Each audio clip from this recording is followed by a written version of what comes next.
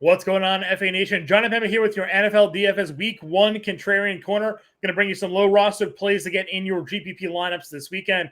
Remember, go to fantasyalarm.com/win or scan the QR code here on the screen to take advantage of our latest premium offerings, including a 40% discount on our annual subscription package. Let's kick off this week's plays here with Russell Wilson of the Denver Broncos at home against the Las Vegas Raiders. Wilson, $5,900 on DraftKings, $7,200 on FanDuel, $23 over on Yahoo. The Raiders have had some turmoil this weekend. We saw leading sack man Chandler Jones have issues with the team, showing that he's been disgruntled. Unfollowed them on social media. If Chandler Jones isn't in the lineup, that just makes life a little bit easier for Russell Wilson this week, not having to deal with that pass rush. Love the fact that he's got Joe Lombardi as his offensive coordinator, Sean Payton as his head coach, as we look for Wilson to get back on track after a disappointing year one in Denver. Broncos country, let's ride this week with Russell Wilson at the quarterback position. At the running back position, Raheem Mostert here, the Miami Dolphins going up against the Los Angeles Chargers.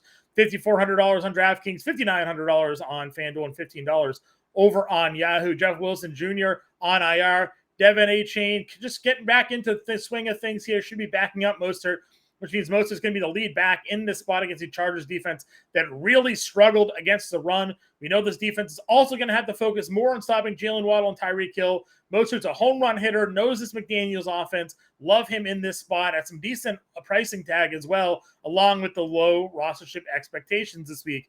At wide receiver, we have Michael Thomas going up against the Tennessee Titans. Thomas, $5,100 on DraftKings, $6,000 on FanDuel, and $20 over on Yahoo. All reports out of camp that Thomas is healthy and moving and looking like his former self, which is all you really need to know. Remember, last year, he was pretty dominant in the first 3 games of the season that he played. He was finding the end zone regularity, and then he got hurt. He's healthy right now. He's got a quarterback upgrade with Derek Carr, and the Titans defense is going to have to worry a lot about Chris Olave, which could mean some favorable matchups here for Michael Thomas to do some damage in week 1 at a low rostership, and again, a very cheap price tag across the board here.